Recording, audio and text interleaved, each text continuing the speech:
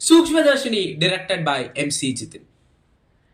നമുക്ക് ഇതിൻ്റെ cast and crew അതിൻ്റെയൊക്കെ പേര് പറഞ്ഞിട്ട് ആദ്യം തന്നെ അങ്ങോട്ട് നല്ല ഐശ്വര്യമായിട്ട് തുടങ്ങാം. ഓക്കെ, ഇത് ഡയറക്റ്റ് ചെയ്തേക്കുന്ന MC ജിതിൻ എന്ന് പറഞ്ഞ പുള്ളിക്കാരനായിരുന്നു.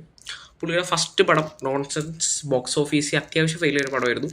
ബട്ട് അത് എനിക്ക് നല്ല രീതിയിൽ ഇഷ്ടപ്പെട്ടൊരു ഫിലിമായിരുന്നു. സോ അത് ബോക്സ് ഓഫീസിൽ കായംകുളം കൊച്ചുണ്ണിയുടെ കൂടെ അന്നായിരുന്നു ആ പടം ക്ലാഷ് റിലീസ് വെച്ചിട്ടുണ്ടായിരുന്നത്.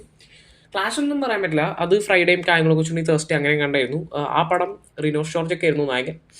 സോ ആ പടം ഫെയിലിയർ ആയിരുന്നു. ഇപ്പോൾ സെക്കൻഡ് ഫിലിമാണിത്. ഇതിൻ്റെ കാസ്റ്റ് ആൻഡ് ക്രൂ പറയുകയാണെങ്കിൽ നസ്രിയ നാസിം, ബേസിൽ ജോസഫ്, ദീപക് പറമ്പോൾ, സിദ്ധാർത്ഥ് ഭരതൻ. ആദ്യമായിട്ടാണ് ഞാൻ സിദ്ധാർത്ഥ് ഭരതനെ ഈ കൈൻഡ് ഓഫ് ഒരു റോളിൽ കാണുന്നത്. കിടുന്നായിട്ട് ഒന്നൊന്നര കിടുവായിട്ട് ചെയ്തു വെച്ചിട്ടുണ്ട്. ഫണ്ടെന്നൊക്കെ പറഞ്ഞാൽ പുള്ളിക്കാരൻ വേറെ ടോപ്പായിട്ട് ഇങ്ങനത്തെ ഒരു റോൾ ഇതുവരെ ഞാൻ സിദ്ധാർത്ഥ് ഭരതനെ മുമ്പ് കണ്ടിട്ടില്ല. നല്ല രസമായിട്ട് ചെയ്തിട്ടുണ്ട്. അഖില ഭാർഗവൻ നല്ല രസമായിട്ട് ചെയ്തിട്ടുണ്ട്.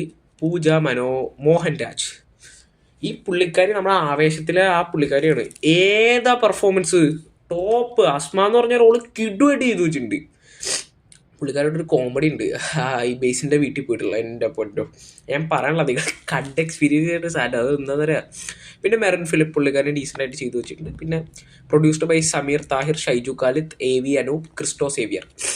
ക്രിസ്റ്റോ ഇതുവരെ ചെയ്യാത്ത ഒരു കൈൻഡ് ഓഫ് മ്യൂസിക് BGM പരിപാടിയാണ് സെറ്റ് ചെയ്തിട്ടുള്ളത്. അത് നല്ല രീതിയിൽ തന്നെ വർക്കായിട്ടുണ്ട്.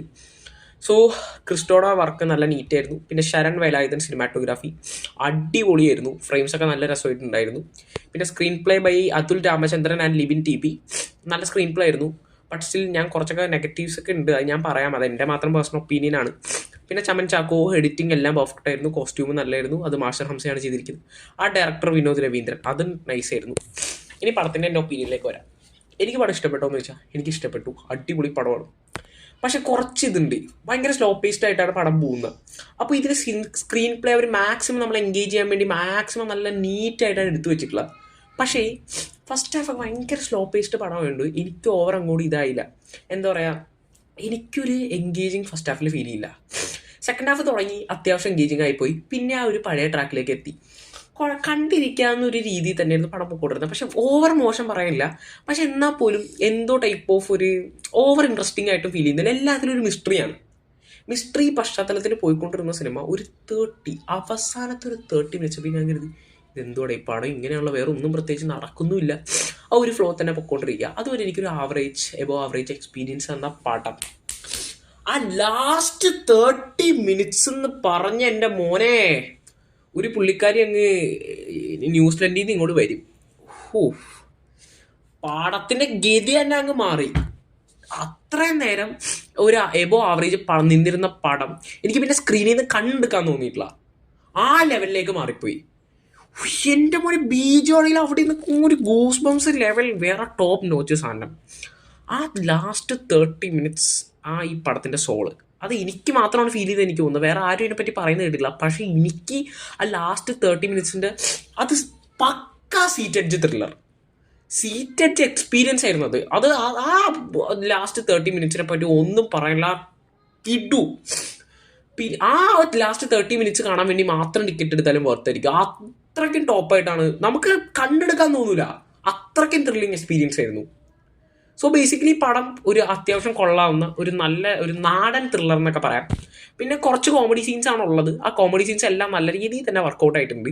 എക്സ്പെഷ്യലി പൂജ മോഹൻ രാജോ, ആ പുള്ളിക്കാരി നല്ല കോമഡി സീൻസ് എല്ലാം പുള്ളിക്കാരുടെ വർക്കായിട്ടുണ്ട്. അഖില ഭാർഗവൻ്റെ വർക്കായിട്ടുണ്ട്. പിന്നെ സിദ്ധാർത്ഥ് ഭരതൻ്റെ അതിനേക്കാൾ വർക്കായിട്ടുണ്ട്. സോ നല്ല പടമാണ്. ഒരു നാടൻ ത്രില്ലർ എന്നൊക്കെ പറയാൻ പറ്റുന്നൊരിത്. ടെക്നിക്കൽ വൈസ് നല്ലതാണ്. സ്റ്റോറി വൈസ് ഞാൻ പറഞ്ഞല്ലോ, ഒരു സ്ലോ പേസ്ഡ് ആണ്. എത്ര പേർക്ക് അത് കണക്ട് ആവുമെന്നറിയില്ല. ഒരു സ്ലോ ബേൺ ത്രില്ലർ എന്നൊക്കെ വേണമെങ്കിൽ പറയാം. എനിക്കത് ആദ്യം ഒന്നും കണക്ട് ആയില്ല. ഫസ്റ്റ് ഹാഫ് സെക്കൻഡ് ഹാഫ് ഒക്കെ എനിക്കൊരു എബോ ആവറേജ് ആണ്. പക്ഷെ ലാസ്റ്റ് ക്ലൈമാക്സ് എത്തിയപ്പോൾ പടത്തിൻ്റെ ലെവൽ തന്നെ അങ്ങ് മാറി ഒരു ടോപ്പ് നോച്ച് സാധനമായിട്ട് തീർന്നിട്ടുണ്ട്.